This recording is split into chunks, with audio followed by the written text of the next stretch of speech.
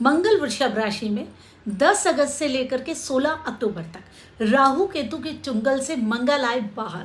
अब क्या करेंगे मंगल, यही हम देखते हैं। नमस्कार, welcome to my YouTube channel. मैं रमा जोशी, ज्योतिषी, रेकी हीलर, वास्तु कंसल्टेंट, अंक शास्त्री और ऑरा रीडर।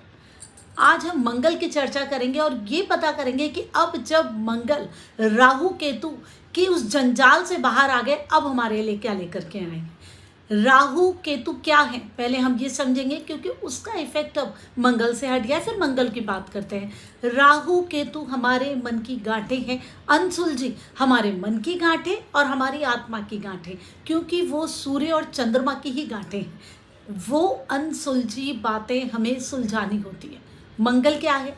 मंगल है डिसीजन लेने की क्षमता, हमारे अंदर की ऊर्जा, जमीन से जुड़ा हुआ है मंगल। नेतृत्व शक्ति, जितनी भी ये फोर्सेस हैं सबकी सब मंगल से जुड़ी हुई हैं। तो मंगल कितना इम्पोर्टेंट है हमारे जीवन में।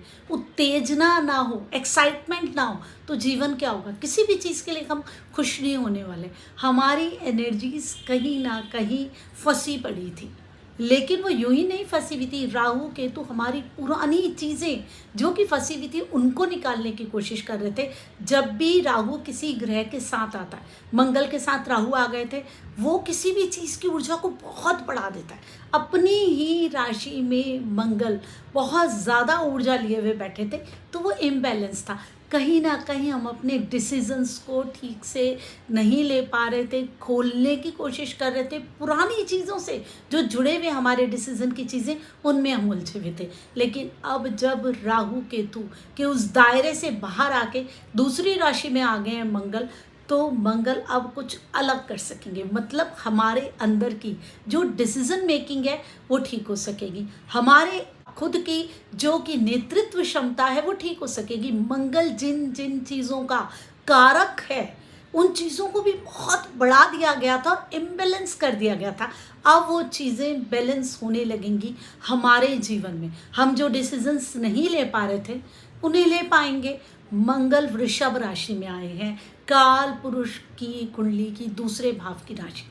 दूसरे भाव की राशि बताती है पैसे से जुड़ी हुई चीज़ें, कुटुंब से जुड़ी हुई चीज़ें।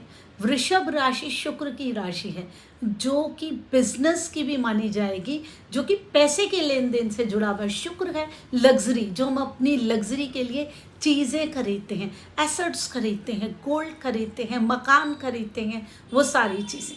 हमारे खान पान से भी जुड़ा हुआ है सेकंड हाउस। तो इन सारी चीज़ों को मंगल प्रभावित करने वाला है। जब भी हम कोई बात करेंगे गोचर की, तो हम काल पुरुष की कुंडली की ही बात करेंगे। मंगल शुक्र की राशि में आ गए, लग्जरी चीज़ों की राशि में आ गए कि हम सब अपने एसेट्स बनाने में लगेंगे। ये भी ले लूँ, गोल्ड ले लूँ, अपनी लग्जरी की चीज़ें ले लूँ, भोग विलास, इसमें हमें जाने की हम करेंगे। वैसे तो ये बात बुरी है, लेकिन एक तरीके से ये बात अच्छी है। इसलिए अच्छी है, इसका मतलब कहीं ना कहीं इस थोड़े से समय में ही हमें थोड़ा सा पीस मिलने वाला है, शांति मिलने वाली है। लगभग 2 महीने का समय। अगर शांति होगी तभी तो व्यक्ति अपने आनंद के बारे में सोचता है, भोगों के बारे में सोचता है। इतने समय से खबरें आ रही हैं, कभी युद्ध की, कभी कहीं कुछ हो गया, कभी कहीं कोई आपदा आ गई, तो हम लोग उसी में ही फंसे हुए थे।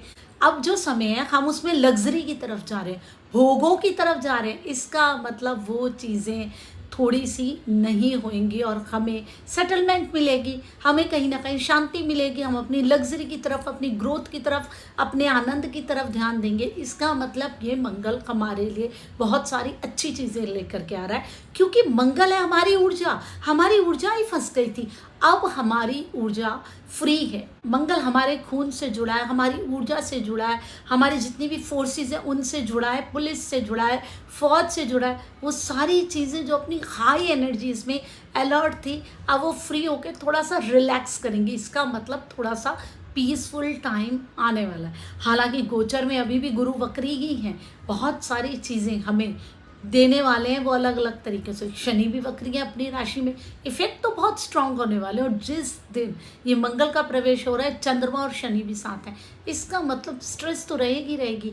एकदम रिलैक्स होके पीसफुल हम लोग नहीं आनंद ले सकते, स्ट्रेस के साथ ही रहेंगे। लेकिन हमें लगेगा कि नहीं, अब हम अपने जीवन में कुछ परिवर्तन कर सकते हैं, कुछ चीज़ें ले सकते हैं, आनंद की तरफ जा सकते हैं।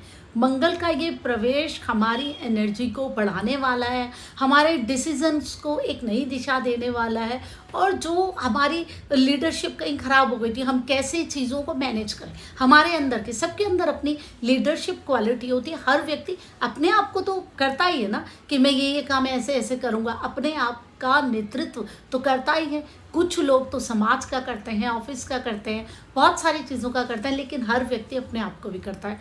वो भी कारक पीड़ित हो रहा था, अब आप अपने आप को सही तरीके से गाइड भी कर पाएंगे, तो हमारे लिए अच्छा है। हम अपने डिसीजंस ठीक लेंगे, पॉजिटिव वे में लेंगे, लग्जरी की तरफ बढ़ रहे हैं, बहुत सारी अच्छी चीज़ें होने वाले हैं, क्योंकि हमारा एनर्जी लेवल बैलेंस होने वाला है। राहु के साथ वो हमारा एनर्जी लेवल इम्बैलेंस हो गया था, हमारे खून से जुड़ा हुआ मंगल, तो हमारा खून इसका मतलब ज़्यादा ही उबाल मार रहा था, ज़्यादा ही हमें हर छोटी छोटी बातों पे भी गुस्सा आ रहा था, क्योंकि हम इस तरीके की सिचुएशंस देख चुके थे कि हम एबनॉर्मल हो जा रहे थे। छोटी सी चीज़ों को देखकर हम घबरा जा रहे थे, छोटी सी आपदा आती लगता वही तो नहीं हो जाएगा जो इतने समय हमने कोरोना पीरियड में देखा। मंगल का ये गोचर हमें भोगों की तरफ ले जा रहा है, हमें बहुत ज़्यादा भोगों की तरफ नहीं जाना है, अपने आप को कंट्रोल्ड रखना है। क्योंकि अगर हम ज़्यादा उसी की तरफ चले जाएंगे, फिर अगर कोई बाद में आपदा आएगी, फिर वही समस्याओं का हमें सामना करना पड़ जाएगा। लेकिन हमारे लिए कहीं ना कहीं ये अच्छी खबर है।